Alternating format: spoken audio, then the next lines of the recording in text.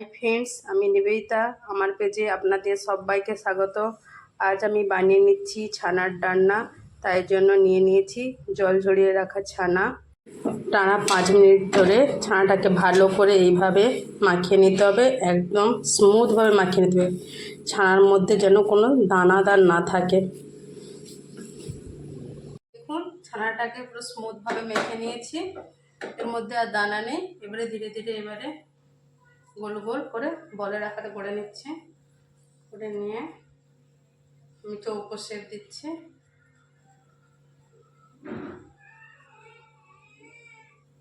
দেখুন, এইভাবে এক একটা করে বানিয়ে তুলে রাখছি।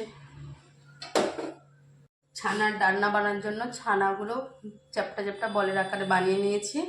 এবারে এটাকে কড়াইতে ফ্রাই করে নিচ্ছি। কড়াইটা আমার গরম হয়ে গেছে, এর মধ্যে দিয়ে দিচ্ছি সর্ষের তেল। অল্প একটু সর্ষের তেল দিলাম, আর একটু দেব ঘি।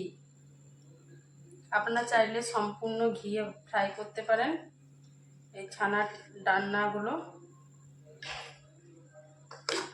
তাতে টেস্টটা আরও ভালো হয়। আমি একটু ঘি আর সর্ষের তেল মিশিয়ে একটু ফ্রাই করছি। দেখুন, তেলটা গরম হয়ে গিয়েছে, ঘি আর তেল। এর মধ্যে একটা একটা বলগুলো দিয়ে দিচ্ছি। সমস্ত ছানার বলগুলো দিয়ে দিয়েছি। ফ্রাই হচ্ছে, গ্যাসটা কমিয়ে দুদিক লাল করে ভেজে নিতে হবে। কোপ্তাগুলো এক সাইডটা লাল করে ভেজে নিয়েছি।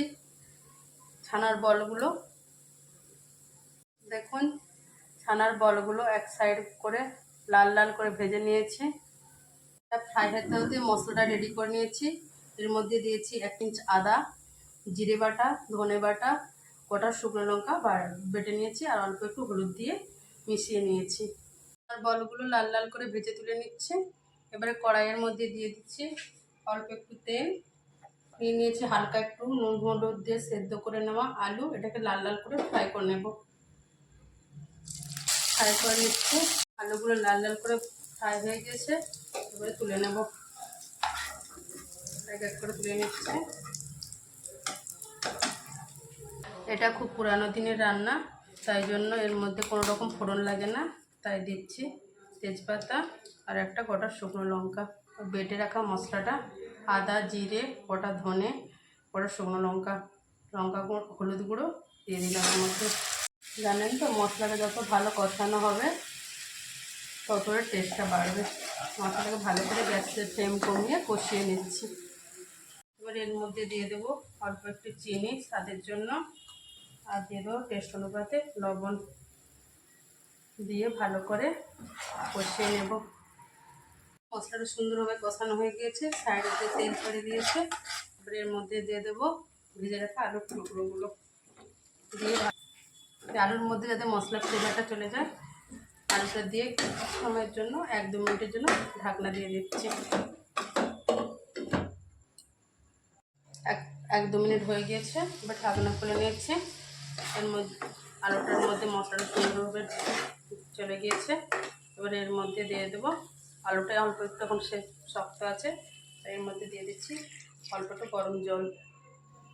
সামান্য টেস্টের জন্য দিয়ে দিচ্ছি 2টো কাঁচা লঙ্কা, দিয়ে ঢাকনা দিয়ে দিলাম।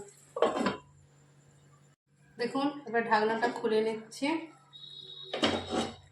চেক করে নিচ্ছি আলুটা সেদ্ধ হয়েছে কিনা। হ্যাঁ, আলুটা আমার সেদ্ধ হয়ে গিয়েছে। এবার এর মধ্যে এক এক করে কোপ্তাগুলো দিয়ে দেব, ভালো করে মিশিয়ে নিচ্ছি। এর মধ্যে অ্যাড করে দিচ্ছি বাটা গরম মশলা, এলাচ, লবঙ্গ, দারচিনি। আর এই বলগুলোর মধ্যে রসটা যাতে ঢুকে যায়, তার জন্য 1 মিনিটের জন্য ঢাকনা দিয়ে দেবো। দেখুন, ছানার ডালনার গ্রেভিটা ফুটে উঠেছে। এবারে গ্যাসটা বন্ধ করার আগে দিয়ে দিচ্ছি অল্প একটু ঘি। দিয়ে গ্যাসটাকে এবারে বন্ধ করে দিচ্ছি। 1 মিনিটের জন্য ঢাকনা দিয়ে দিচ্ছি, যাতে ঘিয়ের ফ্লেভারটা সব কিছুর মধ্যে চলে যায়। দেখুন, আমার রেডি হয়ে গিয়েছে ছানার কোপ্তা কারি।